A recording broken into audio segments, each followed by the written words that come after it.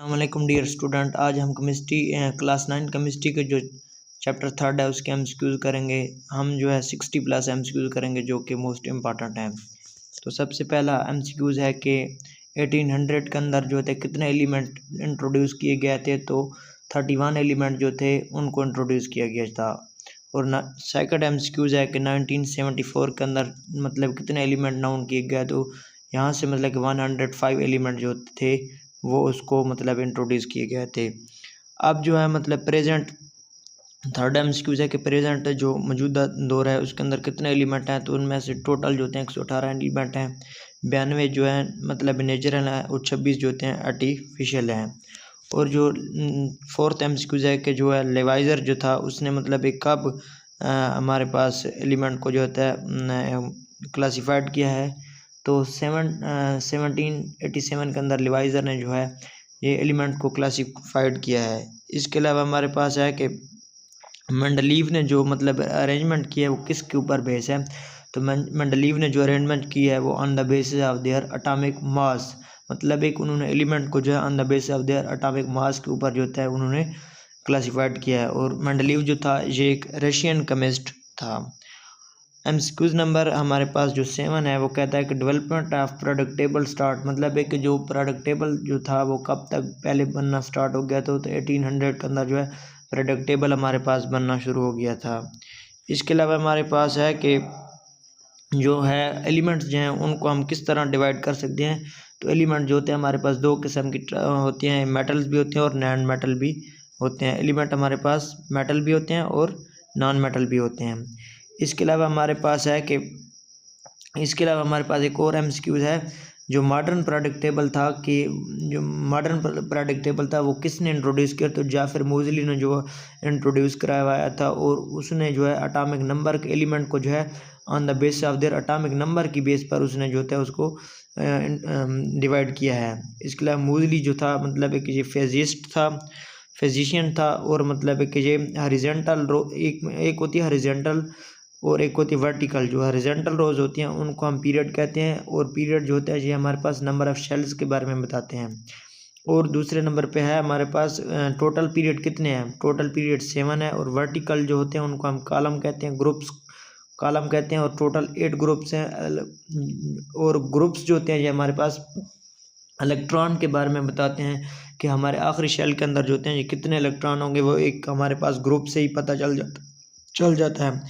इसके अलावा हमारे पास है कि सेम पीरियड अगर होंगे तो सेम नंबर ऑफ शेल हमारे पास होंगे। और इसके अलावा मेटालिक प्रॉपर्टी जो होती है पीरियड वाइज जो होती है वो इंक्रीज होती है। एमसीक्यूज नंबर 17 है कि एसपी जो है एसपी ब्लॉक है, block element are also called representative element. तो एस और पी ब्लॉक को हम रिप्रेजेंटेटिव एलिमेंट भी कहते हैं। इसके अलावा हमारे पास होते हैं वेरिएबल वैलेंसी। क्या होती है कि मतलब जो ट्रांजिशनल एलिमेंट होते हैं उनकी वैलेंसी जो होती है चेंज होती रहती है तो उसको हम वेरिएबल वैलेंसी कहते हैं। और ट्रांजिशन एलिमेंट का दूसरा नाम डी ब्लॉक एलिमेंट भी है। और जो रेयरली मतलब है कि 20 एमसीक्यूज है कि रेयरली नेचरिंग अकर एलिमेंट कौन सा होता है वो स्टैटिन होता है, जो मतलब एक अर्थ के जो हमारे पर क्रस्ट के ऊपर जो होता है 28 ग्राम प्रेजेंट होता है। इसके अलावा हमारे पास 22 एमसीक्यूज है कि जो फर्स्ट ग्रुप होता है उसको हम मतलब क्या कहते हैं कि अल्कली मेटल भी, इसको फर्स्ट ग्रुप को हम अल्कली मेटल का नाम देते हैं। इसके अलावा सेकंड ग्रुप एलिमेंट जो होता है उसको सेकंड ग्रुप जो होते हैं उनको हम अल्कलाइन अर्थ मेटल कहते हैं। जो पहला ग्रुप होता है उसके मतलब आखिरी शेल में 1 इलेक्ट्रॉन होगा और दूसरा जो ग्रुप होगा उसके अंदर मतलब है कि आखिरी शेल में 2 इलेक्ट्रॉन होंगे। जो जितना मतलब है ग्रुप होगा उतना ही उसका इलेक्ट्रॉन नंबर होगा। एमसीक्यू नंबर 24 है कि ऑक्सीजन के कितने आखिरी शेल में कितने इलेक्ट्रॉन होते हैं, 6 होते हैं। नाइट्रोजन के 5 होते हैं और कार्बन के 4 होते हैं क्योंकि ऑक्सीजन जो होता है छठे ग्रुप का नंबर होता है। इसके अलावा 25 एमसीक्यूज है कि 7 ग्रुप्स जो है ये हैलोजन का होता है और 8 ग्रुप जो होता है नोबल गैसेस का होता है। नोबल गैसेस का जो होता है ऑक्टेट कंप्लीट होता है। इसको हम मतलब है कि नोबल गैसेस इसलिए कहते हैं कि ये दूसरी गैसेस की तरह रिएक्ट नहीं करता। और नोबल गैसेस जो होते हैं ये क्या होते हैं कि हमारे पास केमिकली इनर्ट होती हैं। इसके अलावा 28 एमसीक्यूज है कि जो ट्रांजिशन एलिमेंट जो होते हैं उनको हम डी ब्लॉक एलिमेंट भी कहते हैं। एफ ब्लॉक एलिमेंट के अंदर हमारे पास 2 चीज़ें आ जाती हैं, लेंथिनाइड और एक्टिनाइड जो होते हैं ये एफ ब्लॉक के अंदर आ जाते हैं। और फर्स्ट काइनेज मेटल जो है वो हमारे पास कॉपर है।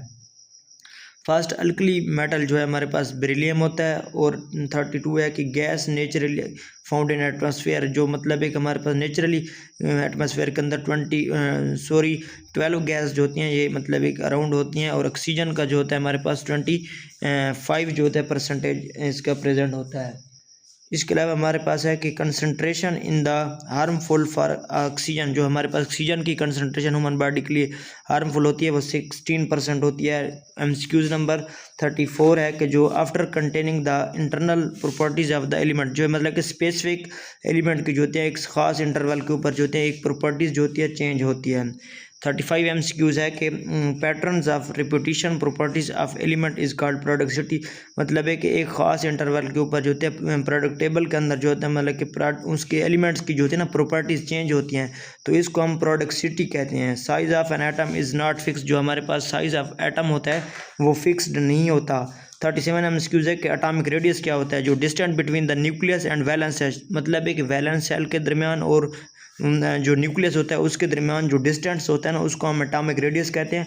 और एटॉमिक रेडियस जो होता है वो हमारे पास आर के ज़रिए जो होता है रिप्रेजेंट होता है, स्मॉलर आर के ज़रिए रिप्रेजेंट होता है। और ये एटॉमिक रेडियस जो होता है directly proportional to the number of shells, मतलब जितने हमारे पास नंबर ऑफ शेल्स होंगे उतनी हमारे पास क्या होता है कि नंबर ऑफ सेल जितने भी होंगे उतने ही हमारे पास एटॉमिक रेडियस होता है। और एटॉमिक रेडियस को जो है नैनोमीटर और पिकोमीटर के अंदर जो है रिप्रेजेंट किया जाता है, इसके अलावा मेजर किया जाता है। 14 एमसीक्यूज है कि एटॉमिक रेडियस जो होता है ये डिक्रीज होता है पीरियड वाइज जो होता है डिक्रीज होता है। और आयोनाइजेशन एनर्जी क्या होती है कि आयोनाइजेशन एनर्जी हमारे पास minimum amount of energy that is required to move the electron from the valence shell, मतलब वैलेंस सेल से जो होता है इलेक्ट्रॉन को रिमूव करने के लिए जो एनर्जी रिक्वायर्ड होती है उसको हम आयोनाइजेशन एनर्जी कहते हैं।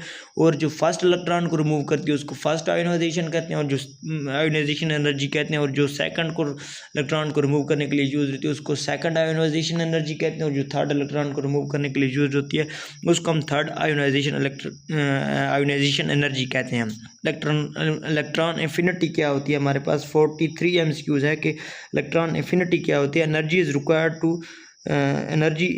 Required to add the electron in the gaseous atom to form the anion, मतलब एनाइन बनाने के लिए जो हम मतलब गैसियस फॉर्म के अंदर इलेक्ट्रॉन को ऐड करते हैं ना, इलेक्ट्रॉन को ऐड करते हैं तो उसको हम मतलब एक क्या कहते हैं इलेक्ट्रॉन इन्फिनिटी का नाम दे रहे होते हैं। इसके अलावा हमारे पास होता है जब हमारे पास इलेक्ट्रॉन जो होते हैं जो इलेक्ट्रॉन ग्राउंड स्टेट से मतलब एक एक्साइटेड स्टेट की तरफ जाते हैं तो एनर्जी ऑब्जर्व करते हैं। और जब एक्साइटेड स्टेट से जो है वो ग्राउंड स्टेट से आते हैं तो वो एनर्जी जो होते हैं एमिट करते हैं, ठीक है।